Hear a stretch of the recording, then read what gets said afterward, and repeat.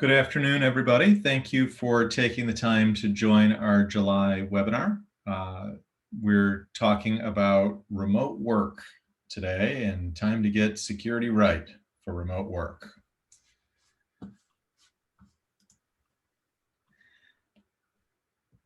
There we go. Hi, I'm Dave. I've worked with the Networks Group team for about 15 years. I joined the team about 8 years ago, took on the role of president beginning of 2020. And I guess on a personal note, when I'm not thinking about cybersecurity, I'm usually out running or woodworking in my shop and thinking about cybersecurity a little bit anyways as well.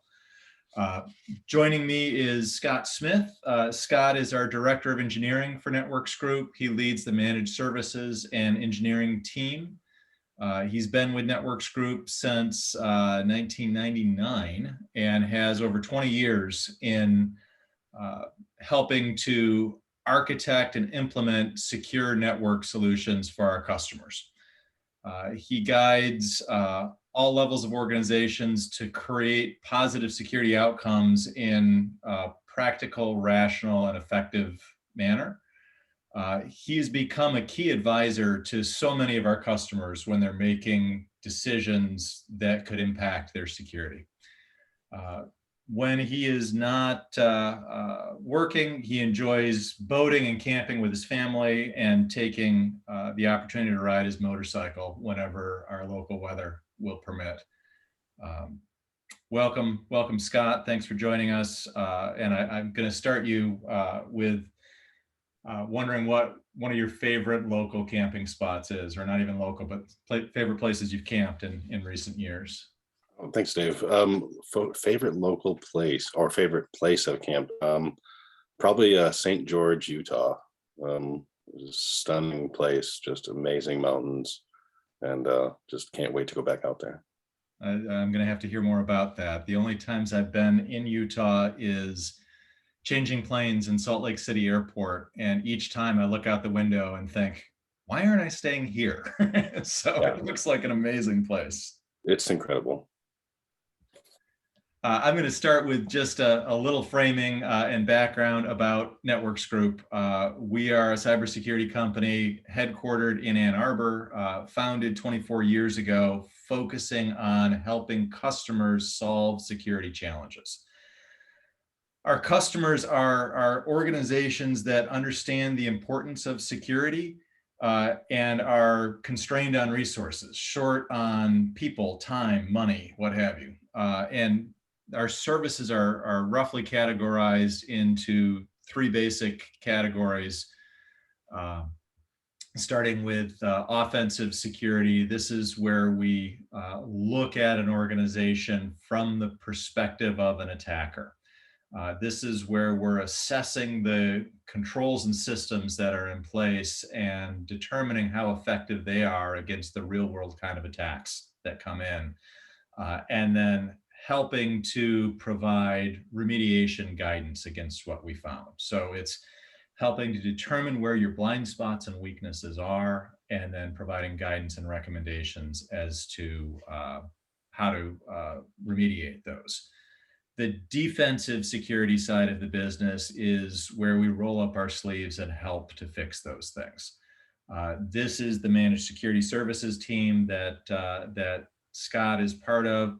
This is where we're designing, deploying, operating, and monitoring security technologies. And then finally, the compliance side of our business. This is where we help assess against compliance frameworks, PCI, NIST, and other similar frameworks, where we look at your security practices against the prescriptive nature of those frameworks, help to provide consulting and services to help meet and achieve those frameworks. The point I always like to make here is being compliant doesn't necessarily make you secure. But compliance can be a nice framework with which to build your security against. And so everything that we do in the offensive and defensive sides of the business are built to meet and or exceed compliance guidelines. So you know you're in good shape with those services. Scott, you want to take us through what we're going to talk about today? Sure. Yeah, we're going to start out with a few statistics and trends for what we've seen over the last year and a half or so. We're going to talk a little about the remote access landscape and what has occurred, especially with COVID coming into play and how that affected things in organizations. We're talking a little bit about zero trust and what it really is and what it isn't, so people have a better understanding. Then we'll get into some of the building blocks and basics about how to secure remote access and give you some information about where you can get started. Great, thank you. And just by way of housekeeping, I'm sure everybody's been through a million Zoom meetings by now, but there is a Q&A box that you can enter any questions you've got, and we will reserve some time at the end of this to review those. And anything that we don't cover during the session here, we can certainly follow up directly with you on afterwards. This meeting is being recorded. I say that, let me confirm that it's actually happening. This meeting is being recorded, look at that. And we will post the replay of this on our LinkedIn channel.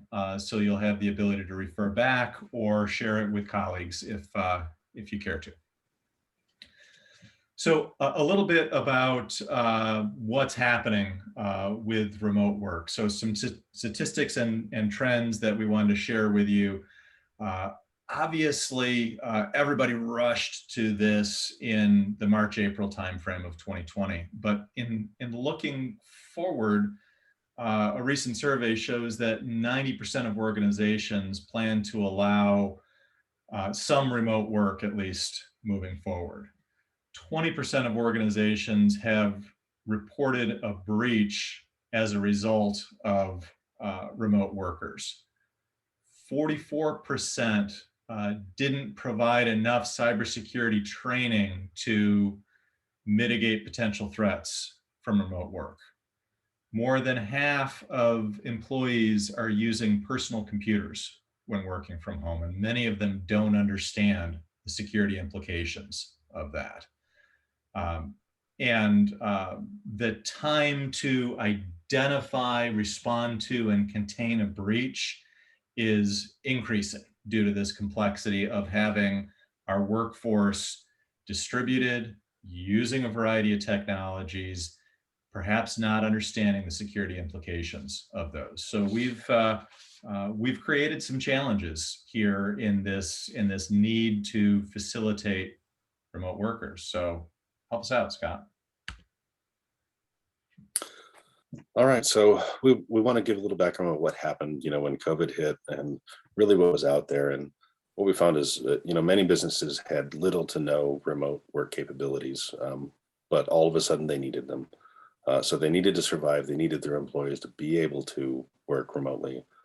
So it was kind of a run really fast to try to implement a solution to accomplish that goal. And what we heard a lot from customers when they actually were trying to implement this stuff was, I don't have time to plan. I don't care. I just need access. My employees need access. What the outcome of that really was is a lot of people implementing remote solutions that had very little to no proper security and planning. So this really became an issue for, when do you follow up on security? When do you come back to it? And a lot of people set it and forget it and kind of ignore it. So this really is meant to say, let's come back to it. Let's put the time into plan and let's be secure. One of the other things that we saw with the COVID kind of shutdown was a rush to cloud. A lot of people really spent a lot of time pushing to cloud really fast. Instead of saying, okay, I have access, I have servers on site, I need to put them in the cloud. I'll give users access that way. I don't have to worry about it. And we've heard it from a lot of customers. People believe the cloud is secure, just whether it's AWS or Google Cloud or Azure, but really there's a lot of controls and planning that need to go in to do that. So we've seen quite a few scenarios where things weren't implemented properly. They didn't take the time to plan, and here we are, nobody's come back to them. I remember those days specifically where the greater we, I suppose, was planning for 2 weeks to work remotely, and we just had to get it done. Business continuity issues. We were worried about what this was going to do to our business. We were worried about the health and safety of our employees and our customers. And it was all about, let's get this done, and then we'll come back later and fix things and tighten it up. And it's later. So here we are. It turns out that the priorities never stopped coming in. And so this is a good time to take a pause and think about some of the things that we did as organizations to facilitate the health and safety of our employees in working remotely, to facilitate some of the efficiencies that come with moving to the cloud, that we, in many cases, rush through those decisions. So now is the time to go back and take a careful look at what that's done to our security. Yep, and in doing that, there's challenges and new challenges, old ones and new ones.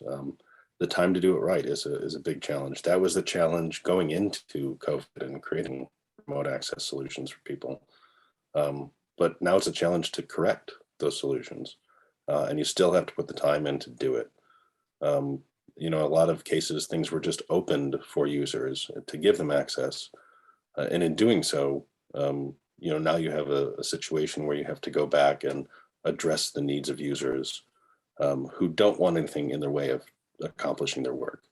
There is a great risk of impact to users by going back and trying to plan for this. We also saw that most people didn't have any documented requirements for what their users actually need to do to accomplish a job on a daily basis. This is from a more of a network perspective or an application perspective, what users and what groups need access to certain things. So the lack of documentation there and the lack of knowing makes it really hard for IT leaders to implement any secure solutions. On top of it, what we saw is a lot of people either sent users home with their PCs, their laptops, whatever, and said, okay, work from home, here's how you do it. But that brought up a real concern about endpoint security. How are you managing the endpoints when they're no longer in-house? So this became a big issue where I've heard customers say, I did this, and as they start filtering some users back into the office, the user comes into the office and then all of a sudden their PC updates, like Windows updates, for instance. So that shows me that wasn't happening when the users were remote. So having a proper endpoint security and endpoint management solution really is important here.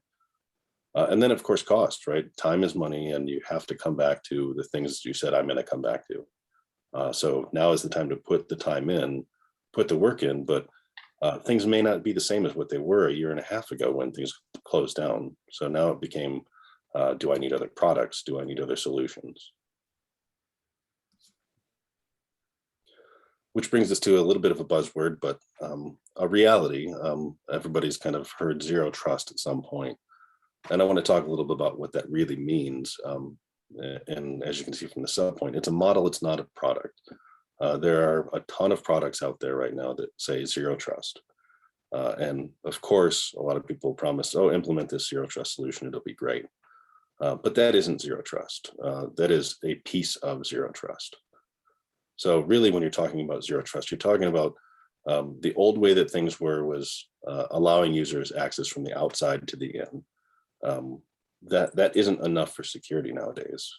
You need to not trust those users as actual PC or who the user is, or that it's updated. And on top of it, you need to be able to say, okay, I let them in. Now, what do they have access to, and what does that have access to? So people may have heard the terms north and south. That's kind of the traditional outside to in, inside to out. But now we have east and west, whereas things like micro-segmentation come into play. So segmenting servers and applications from each other instead of just saying these servers are all in one place. Zero trust really requires, its kind of core things are verify at every point possible. Verify the user, verify their PC, verify their updates, their security, and their authorization, and keep doing it along the way every single time they need access. One of the other kind of tenets of that is least privilege access. You don't give access to anything that they don't need. It's too common, and we see it all the time with customers, where they will allow access to share whatever, or this entire server network. That is not really viable anymore. There's too many times now where ransomware becomes an issue because of remote users. And finally, kind of assuming that there's a breach, having proper segmentation and micro-segmentation within a network. So those are the kind of the three core areas of zero trust. And it's a big model to deal with. It may sound small and it may sound easy, but there's a lot to do. And as we get into further slides, all the things that we're going to talk about for securing remote access, even now without a zero trust model, all have to be done for zero trust anyway. Yeah, Scott, we, as you know, the ethical hacking team does a lot of security assessments for our customers, and working hard to leverage the kind of tactics, techniques, and procedures that attackers are using in the wild today. And this sort of zero trust mentality is more and more important to stop those kinds of attacks. And I know you're going to talk more about this, about segmentation and authentication and things like that, but there's just so many cases now where we get a toehold in an organization and suddenly we've got free reign. And so your point of north-south not being enough anymore really resonates from what we're seeing in practicality. Is we get one point of entry into that organization, and suddenly we can move freely. And if we can move freely in there, so can a ransomware threat. And suddenly it's become a much more serious event for you. Yep, exactly. And when we talk about who's actually doing zero trust, everybody has this kind of on their radar. Majority of kind of CIO, CISO, IT leadership levels have this. They've heard it. They want to do it, and they're planning out. But you're talking about something that takes a very long time to do, even if you have a lot of staff and expertise. You're talking about phased approaches and multi-year implementations for a complete zero trust model. So really the idea is where do you start, and who's doing it properly? Right now, I don't know anybody that has an absolute full zero trust model implemented. They have parts and pieces. They have a majority. Even big companies do not have a full zero trust model, but everybody wants to move down that path. So as far as options go, we're going to give you some ideas and options for even current remote access that will help that start you down the path of zero trust.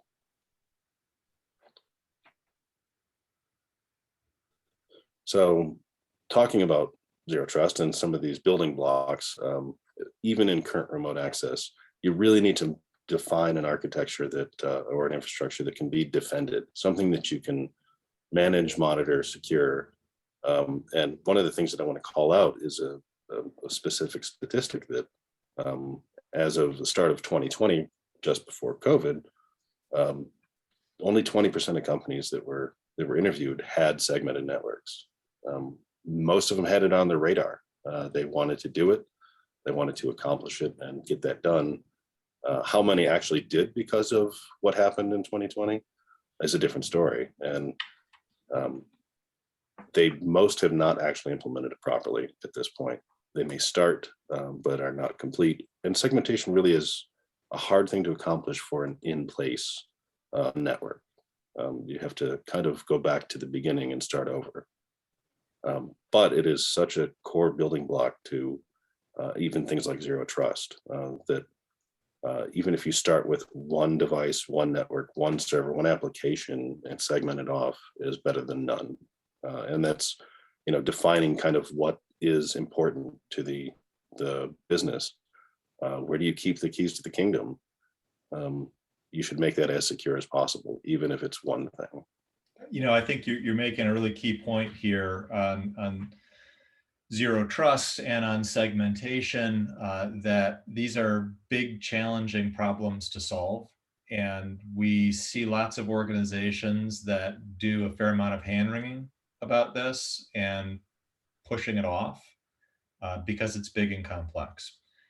And in each of these cases, there is a very rational crawl, walk, run approach to these, where you can get started and you can get started and start to have material improvement to your security without having to move right to completion. So the important thing here is action is going to help far more than protracted planning on these things.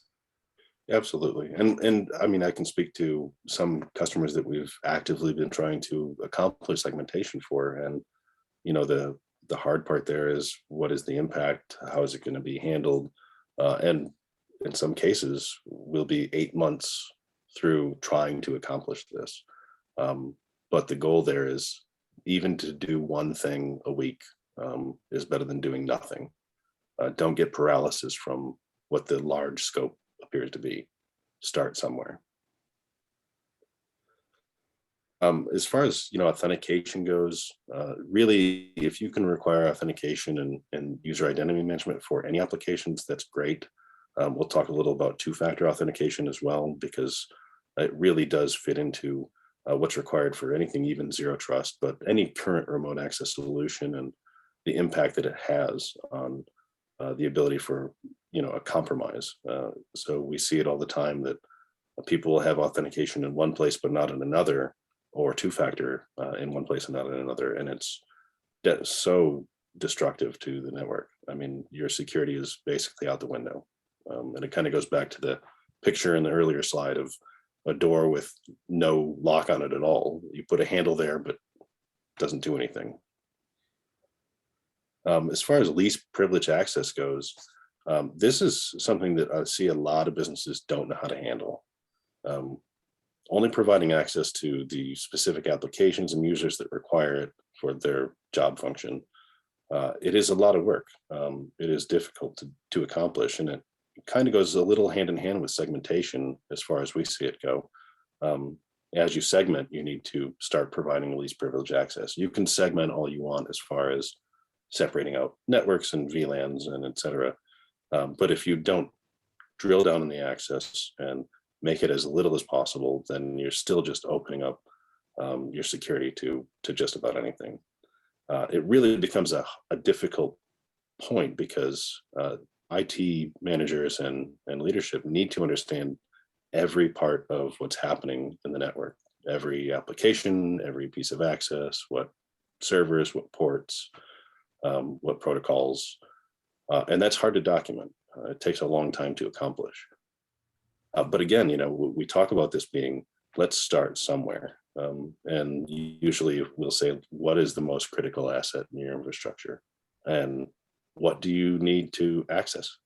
So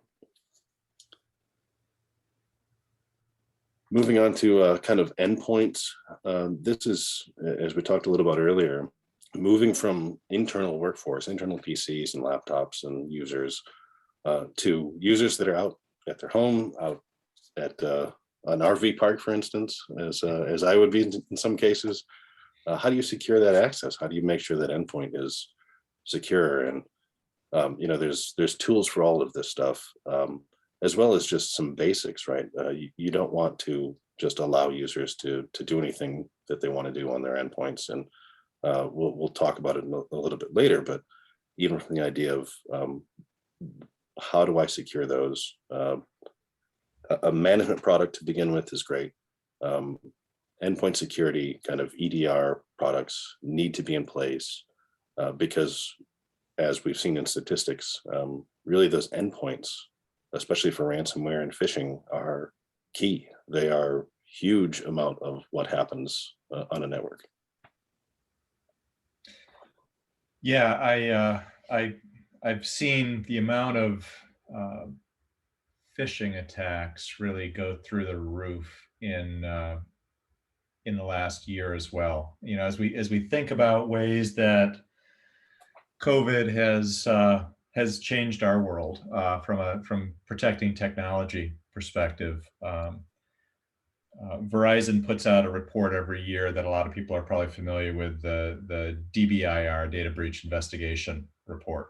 And one of the things that really jumped out at me this year is the number of phishing attacks the number of breaches that had phishing attacks being a part of those breaches.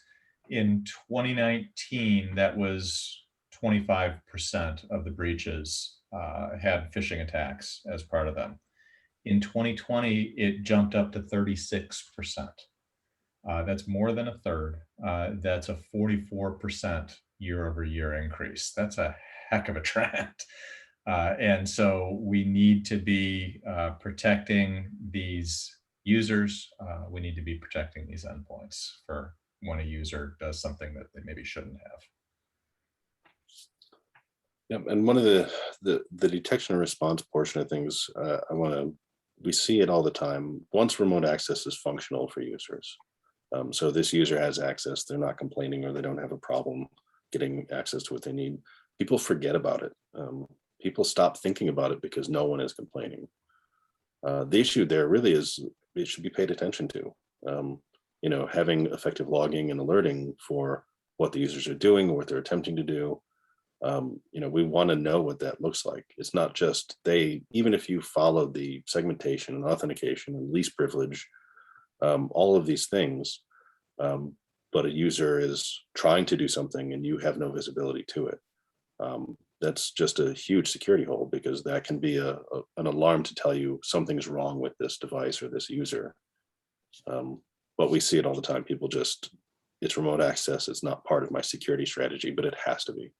Well, this is exactly what we saw, you know, a few slides ago when we quoted that number from the IBM Ponemon study, with 76% of organizations finding that their ability to identify and contain a data breach has slowed.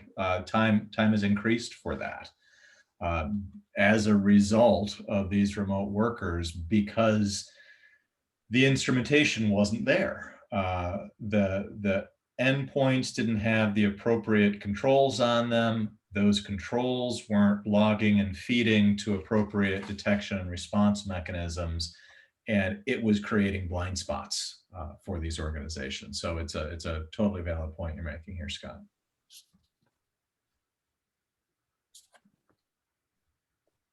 So as I said, we're going to talk a little bit more about multi-factor authentication, because this is, as we have listed here, the #1 gap that we see in our pen testing results. We see it constantly, that people will either not have multi-factor authentication or have it in one place but not in another. And there's really no excuse for not having multi-factor authentication in place at this point. It's a simple security control. It's not expensive. It's something that you just need to do, and anything that's exposed should have two-factor authentication. And even in most cases, I would say things that are not exposed to the internet, but even critical systems that have sensitive data, there should be no way to reach that data without having multi-factor. You know, it's funny you bring this up, because I see so much of it, and I see a lot of organizations that have every intention of doing multi-factor right. But what's actually happening in practicality is it's getting rolled out to groups of users or most users, but it didn't get rolled out to an account for an employee that's no longer there, but the account is still active. Or it didn't get rolled out to an account for a vendor that's connecting into the network because of some shortcut that somebody took on this. And so you're right about multi-factor authentication being one of the best low-hanging fruit things that you can do to secure that remote access. but you got to watch out for the blind spots. You got to make sure that you're taking an effective look at what that attack surface is, and that you're taking a critical look and ensuring that it's rolled out for all remote access avenues into the environment. It's just such a common thing that I see that one part of the network is effectively secured, but the O365 environment is missed, and suddenly you're in a business email compromise situation. Yeah, you're exactly right, David. That's actually something I was going to bring up was and we do see this. People will secure their VPN type of remote access with two-factor, but they won't secure their email like O365. So you're just leaving this massive hole in the network by not doing that. And none of that is really that hard to implement. So it is such a low-hanging fruit to get at that has such a positive security outcome. Speaking of, I'm going to jump right in front of you on this one, Scott, because we sit on so many customer discussions together, and this is one of the things that it's always been a big deal. It's becoming an even bigger deal now. Is how do I have my vendors connect to my network, and what are the security implications of that, and how that often manifests itself to us is a customer says, I've got a digital signage vendor, just to pick a kind of vendor, and they need they sent me a sheet saying I need such and such access for them, and it's a crazy ridiculous amount of access to their environment. So I guess with that sort of framing, Scott, what's your take on how to work with connecting vendors to your environment? Yeah, I mean, it can be difficult, right? I mean, a lot of vendors just want to get their job done. And as we've seen over the years, IT used to be like self-contained. It's not anymore. There's too many things. There's too many areas that require expertise. So everybody's has some sort of vendor.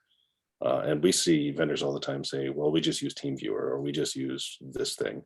They don't want to get on board with what the security controls for the actual organization are.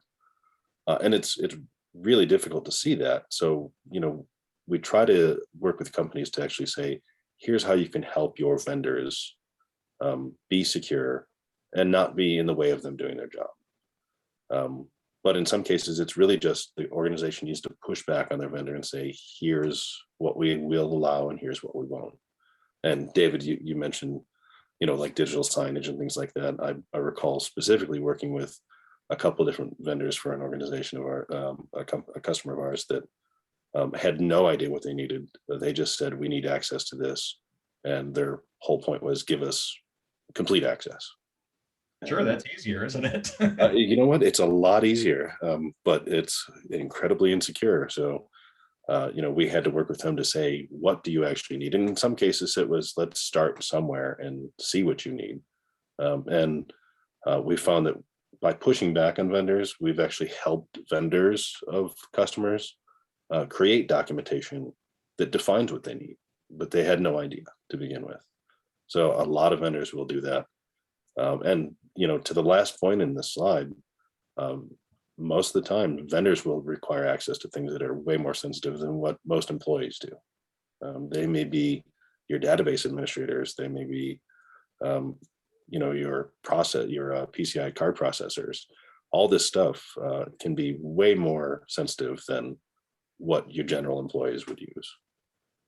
So their access should be much more strict and much more scrutinized than most of even just general remote access. You're spot on with that, but even the organizations that don't need access to that database, they just need access to their little thing, whatever it is, whatever service it is they're providing for you. I think back to one of the big retail breaches that was all over the news, and we got great insight on it because of all the court cases that were related to it, and that was Target. And the attackers didn't go directly after Target. They took a flanking approach, and they went after their HVAC vendor because this HVAC vendor didn't view themselves as a target, to misuse that word there. You know, Target stores didn't think much of that as a threat vector, but it provided a way in, that's for sure. And lots of people couldn't use their credit cards at the holidays that year. It did. And, you know, when you really look at what other vendors are out there and how that's affecting companies, you look at like SolarWinds or the Kaseya breach, these are MSP or MSP tools that are really partners or vendors for organizations. And when something happens like a ransomware attack to that product, that affects the organization directly. In most cases, more than it would affect the actual vendor. Yeah, absolutely.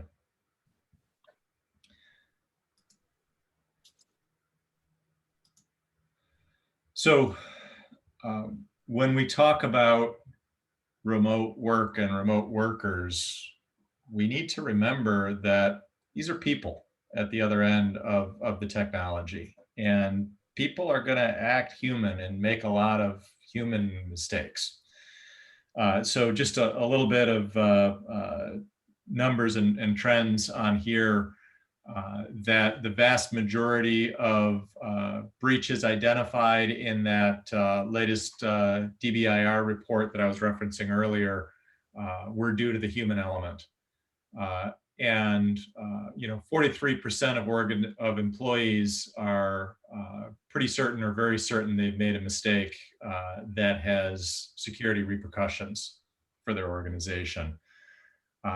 Security awareness is a challenge for many organizations, and it's something that absolutely needs to be addressed. So you need to have the technology in place, and we've talked about the technology already with the proper endpoint, segmentation, logging, alerting, etc. But you've got to start to arm your people to know what to look for, to behave in ways that you'd like them to behave, to alert or to self-report when they've done something that they think may have security repercussions. So along those lines, we have formed a partnership with a great organization called Security Mentor that provides ongoing security awareness training for our customers. And this is a piece of the puzzle as you're handling remote access that can't be ignored, is just remembering that you've got humans at the other end of these keyboards and helping to arm them to be the most effective stewards of your security as possible, and then having the technology to support that as well, so that you've got the instrumentation and alerting so that you know when a human does behave like a human and click on something maybe they shouldn't have, or enter their credentials in a place that that looked real but perhaps wasn't. And David, regarding that, you know, one thing I want to say is people need to understand, and employees need to understand that this stuff will happen. They will click on something, they will enter their credentials in some place, and they need to understand it's okay, because if they feel like it's not okay, they're not going to report it. So creating a culture where your users report this stuff, even if, oh, I made a mistake, I think that's extremely important to do. And we see a lot of companies that don't kind of have that culture where people are worried about making a mistake. So they don't want to report it because they don't want it seen. But I think it's extremely important for users and the entire organization to be on board with security and understand why security needs to know when things happen. You're right. And we highly recommend that organizations create a culture of regularly testing this. There's a number of ways to do it. You can leverage automation to do that. You can roll out your own systems in-house to regularly test your users on their effectiveness of recognizing these security threats. We certainly have services that we can help customers with that. Uh, we wake up thinking about security every single day here, and we still test ourselves. And it needs to be a regular part of the culture of really all organizations today. The stakes are too high if you get that wrong. So how do we get started? What can I do? And I think answering some really simple, basic things here. Stop allowing the user to control how they get access. This is really important. Users, end users are IT's customers, and you want to keep your customers happy. But they don't know what they need. They just know that they want to get their job done. So we see it time and time again where users say, I need this, but they don't really need that. So to me, number one is stop allowing users control over what access you provide to them as IT. Start documenting, and we'll talk about that in a minute, but starting with easy to implement and impactful items such as multi-factor, which we discussed.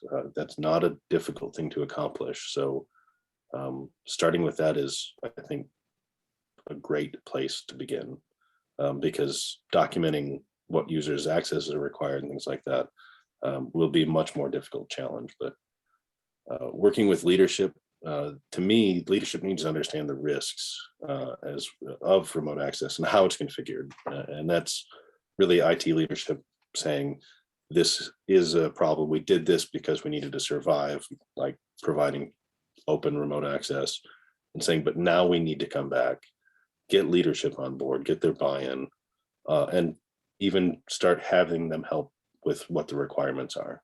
So if there's different leadership for accounting versus sales, you need to get those people on board and start having them help you understand what is required for the users to conduct business, and then start documenting that. It doesn't matter if you have one thing or 10. No information is worse. So absolutely start documenting, even if it's one thing at a time, and then start planning for how to actually secure it. All right, thank you, Scott. So I will remind everybody there is a Q&A panel that you can enter any questions, and we will address those momentarily here. There are a number of ways that we can help with all this. So shameless plug for Networks Group services. We offer services around the assessment of your security, and this can be against compliance frameworks, it can be against architecture best practices, or it can be practical real-world tests of a penetration test to see how far we're able to get, and if you're able to effectively detect and stop us as we're looking to circumvent your remote access security. Services can involve advising on architecture and just providing a nudge in the right direction and some course correction for you, or full design, implementation, and operation of these secure remote access technologies. We've got many customers across sizes, geographies, industries that we've done this for, and it gives us a broader perspective than most IT organizations have with their in-house resources. So this is an effective area for partnering, and we're happy to be that partner. And then through our partnership with Blumira, we've got a really excellent offer for monitoring those logs and helping to determine when you've got impossible traveler scenarios, for example. where you've got a user that connects from Detroit and 10 minutes later connects from Russia, and flag those sorts of things and give you a leg up so that you know when threats are coming in to your environment. So reach out if there's any of this that you'd like some either some guidance and direction on, or would like for our team to become part of your team to help. We'd love to do that. One of the things that we talked about a fair amount today is the importance of segmentation in your environment, and the fact that it's not simple to do. It's something that takes some planning and takes some expertise to do. We've gotten Scott to agree to come back next month and work closely with Brad Stevens, our lead security engineer, to talk through how you strike that right balance and have the appropriate amount of segmentation and get that element of security set up properly so that you've got the usability and security balanced just right. So these webinars we promote on our LinkedIn page. If you're not already following us, please do. LinkedIn.com/company/networks group. And we'll have the invite out for that this afternoon for the August 25th session. And then let me look and see what we have in terms of questions coming in. Yep, and I would recommend anybody that doesn't have segmentation done fully, please visit that webinar. Brad does this every day for customers, and he's very good at it, and he knows the challenges from both the business side and technology side. So he'll have a lot of insight into how to get that done. Okay, we've got some questions for you, Scott. You ready? Sure. Okay. Should I send all traffic through my remote access solution? Yeah, that's a good question, and we get that regularly. There's a lot of businesses that ask that question because of whether it's change in business or like COVID, for instance, and how they change their remote access. The ultimate answer to that is the more that you can control, the better from an endpoint perspective. If we're just talking pure security. But if we're talking about kind of what is effective and rational, what most people do, the answer to that is most people don't do that. Most people will do split tunneling and send traffic out to, they don't want people's internet traffic to go through wherever their remote access solution is. But again, back to security, I'm going to tell you from a security standpoint, you should do that because the ability to control of that matters more. But it really depends on your solution. If it's something like you have a BYOD option or not for bring your own device, all of that matters. But if you're securing endpoints and they're company-owned assets, I would say it's absolutely the best thing to do from a security perspective. Listening to you answer that, I think about so many customer conversations that I'm a part of where, and you addressed this when you were talking about the segmentation webinar with Brad and the balancing of business and technology needs. And so it's a here's what we recommend. Let's understand your circumstances a little bit better and figure out what makes the most sense to balance that business and technology and security and risk need for you. So you mentioned BYOD.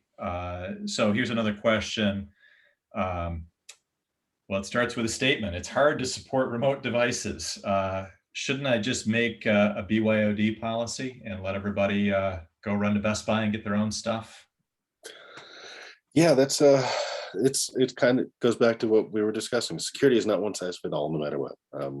It is different per business, but from a security perspective, managing devices that are connecting to your network is going to be the most secure way to handle it.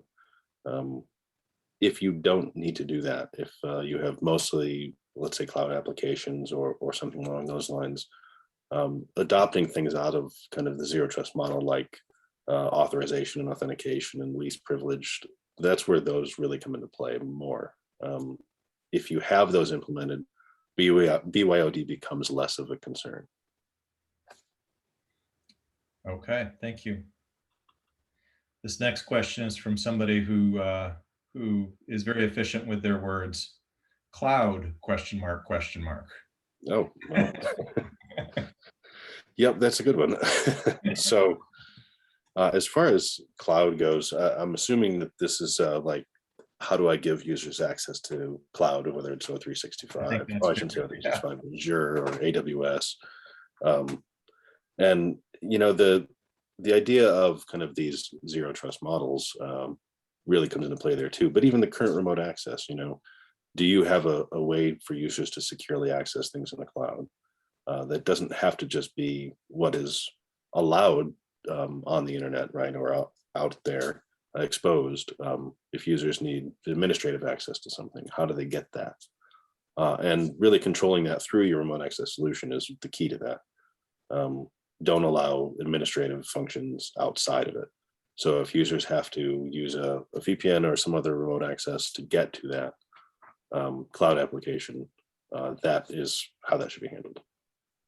Okay, that makes sense. And we see companies all the time that will put cloud applications out there and not restrict administrative functions. And that's just a massive hole. And I hear people saying, well, we're moving to AWS and they spend $1 bazillion on security, so it must be secure. Yep. I just heard that the other day from a company that does e-commerce, saying that they hosted at Google Cloud, and when questioned about how they handle incident response, they said, well, Google tells us when there's a problem. No, they don't. That's not how it works. Yeah, you're responsible for your own security, aren't you? Yeah. Next question, what about just using TeamViewer for users? Yeah, I think that becomes a question of what your requirements are for user access.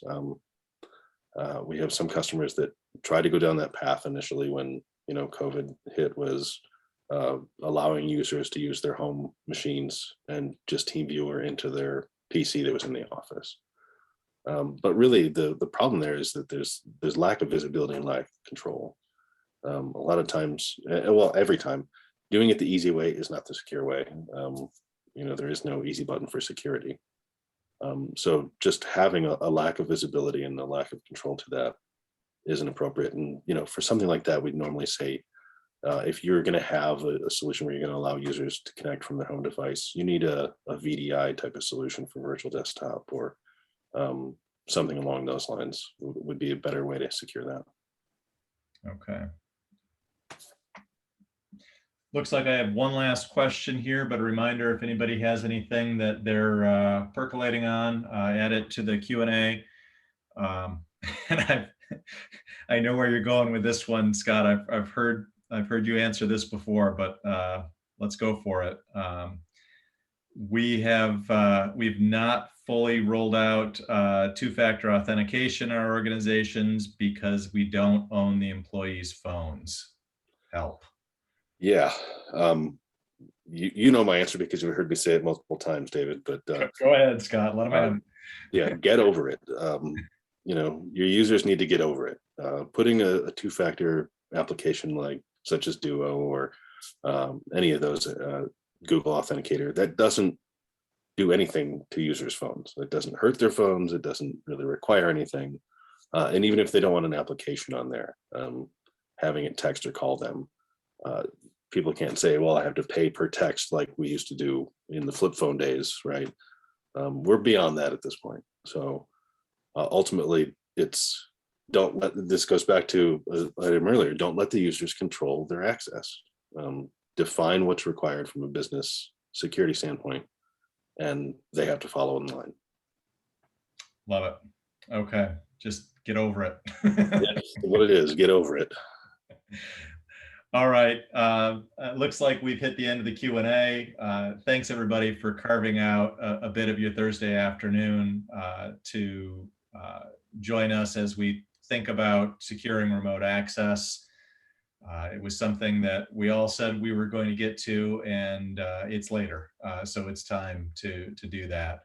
Hopefully you got a couple of nuggets out of this that can help you. Our contact information is on the screen. We'd love to have more conversations about answering your questions, or perhaps putting our services in place to help you with your secure remote access needs.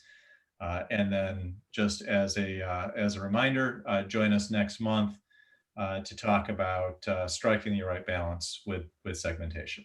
And I think we need to update your profile picture there, Scott, to reflect the new haircut. Yeah, there's quite a bit missing off the top there, isn't there?